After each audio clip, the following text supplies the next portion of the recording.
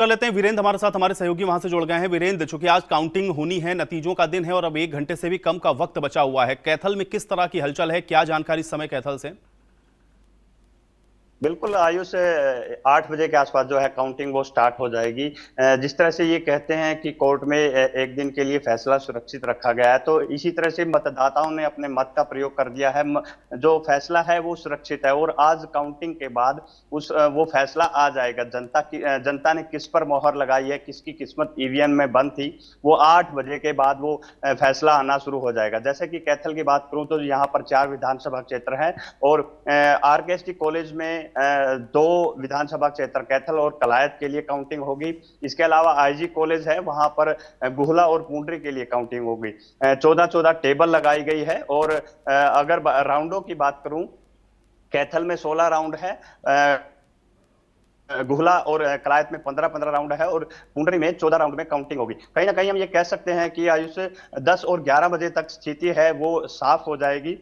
लेकिन जिस तरह से जनता ने मोहर लगाई है, उस फैसले की घड़ी आज आ गई है और ये देखने वाली बात होगी कि सरकार किसकी बनती है। लेकिन जनता ने जो अपना फैसला है वो 5 तारीख को सुना दिया था और आज उस फैसले का जो है इंतजार है। किसकी सरकार बनती है ये देखने वाली बात होगी आयुष। बिल्कुल, और वीरेंद्र आप नजर लगातार बनाए रखिएगा, क्योंकि आपके ही जरिए हम अपने दर्शकों तक तमाम अपडेट्स पहुंचाते रहेंगे और कैथल में क्या हो रहा है ये हलचल आप हमारे दर्शकों को लगातार बताएंगे।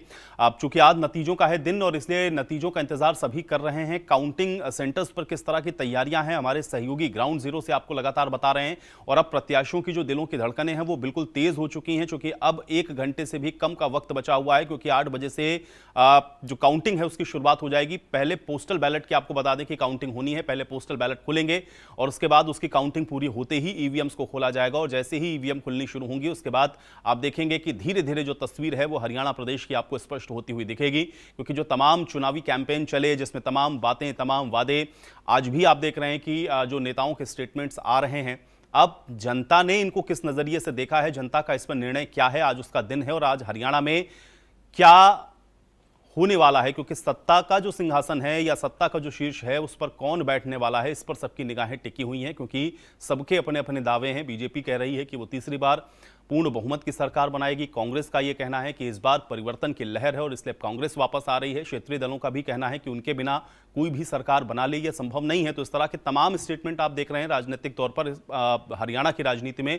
आज भी लगातार आप देख रहे हैं कि दिए जा रहे हैं। लेकिन अब इन सब से इतर आज हो जाएगा इसका फैसला, क्योंकि जनता ने जो अपना मत है वो दे दिया है। काउंटिंग्स अब शुरू होने वाली है, अब से थोड़ी देर के बाद ही सबसे पहले पोस्टल बैलेट की जो गिनती है वो शुरू होगी और उसके बाद फिर ईवीएम खुलनी शुरू हो जाएंगी और फिर धीरे धीरे जो तस्वीर है वो हरियाणा की स्पष्ट होती हुई दिख रही है। तो आप लगातार इंडिया न्यूज़ हरियाणा के साथ बने रहिए। आज एक एक अपडेट सबसे पहले और सबसे सटीक जो काउंटिंग है वो इंडिया न्यूज़ आपको बताएगा कि कहां पर कौन आगे कौन पीछे और क्या मार्जिन है, किसका आगे पीछे, जो वोटिंग आप कह सकते हैं कि जो मत हैं वो किसके ज़्यादा किसके कम, ये तमाम अपडेट्स एक एक हम आपको पहुंचाते रहेंगे। साथ में आपके स्क्रीन पर जो आप टैली देख रहे हैं इस पर भी आप लगातार नज़र रखिएगा, क्योंकि ये टैली ही आप देखेंगे कि निर्धारित करती जाएगी कि प्रदेश की जो तस्वीर है राजनीतिक तौर पर वो क्या रहने वाली है।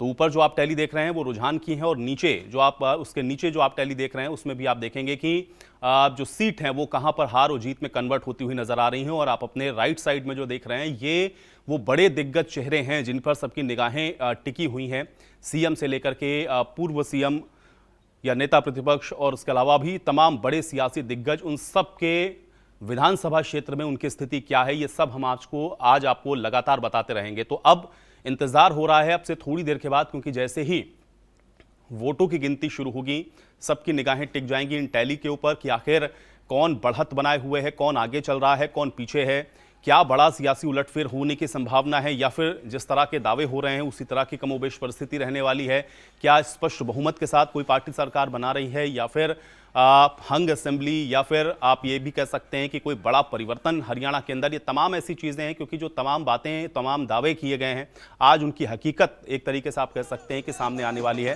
तो एक एक तस्वीर आप तक हम लगातार पहुंचाएंगे, क्योंकि अब इंतजार की जो घड़ियां हैं वो लगभग समाप्ति की ओर हैं और अब आप एक तरीके से ये भी कह सकते हैं कि 40 से 45 मिनट का वक्त है। सेवा की है हरियाणा प्रदेश के हर व्यक्ति तक योजनाबद्ध तरीके से कहीं ना कहीं उसको मजबूत करने का काम किया गया है। अगर हम कामों की गिनती करें तो बड़ा लंबा समय लग जाएगा। ये हर व्यक्ति को इस बात के बारे में मालूम है कि भारतीय जनता पार्टी ने ईमानदारी से काम किया है। हमने चाहे किसान की फसल का खराबा है उसका 100% मुआवजा उस तक देने का काम किया है। हमारा सब्जी का किसान है उसको भावांतर भरपाई देने का काम किया। मेरा बाजरे का किसान है उसको भावांतर भरपाई देने का काम किया है। मेरा सरसों का किसान है उसको उचित मूल्य MSP पर खरीदने का काम हमारी सरकार ने किया है।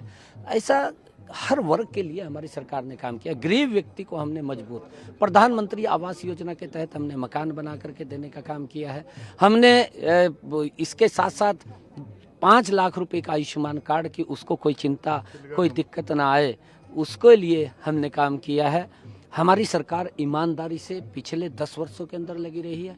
आगे भी हम ईमानदारी से हमारी सरकार मजबूती से काम करेगी और हरियाणा में तीसरी बार भारतीय जनता पार्टी की सरकार बन रही है। सर, एग्जिट पोल को लेकर तमाम जो कांग्रेस के नेता हैं वो कह रहे हैं कि ऐसे ही नतीजे आने वाले हैं जैसे एग्जिट पोल आए। अच्छा है जो वो बात सोच रहे हैं, क्योंकि उनको कोई रोक थोड़ी सकता है। एग्जिट पोल ये तो छत्तीसगढ़ में कह रहे थे कि हमारी सरकार बन रही है, मध्य प्रदेश में बोल रहे थे कि हमारी टक्कर है, यही बोल रहे थे कांग्रेस के लोग, कोई और नहीं बोल रहा था।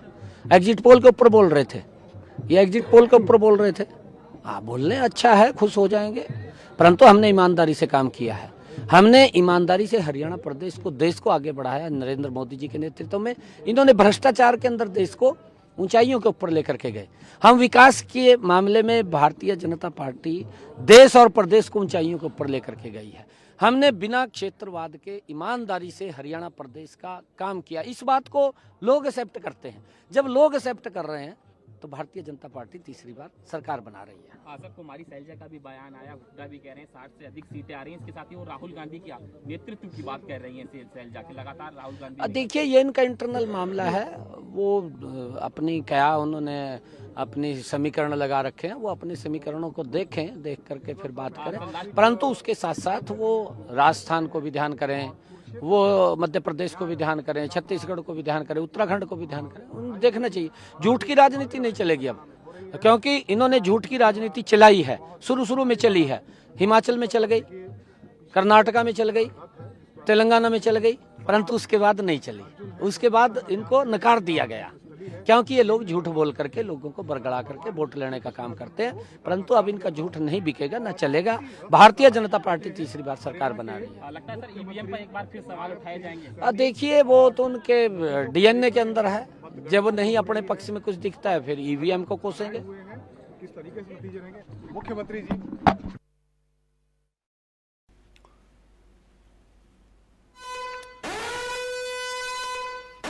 तो कार्यवाहक CM नायब सैनी को अभी आप सुन रहे थे। स्पष्ट तौर पर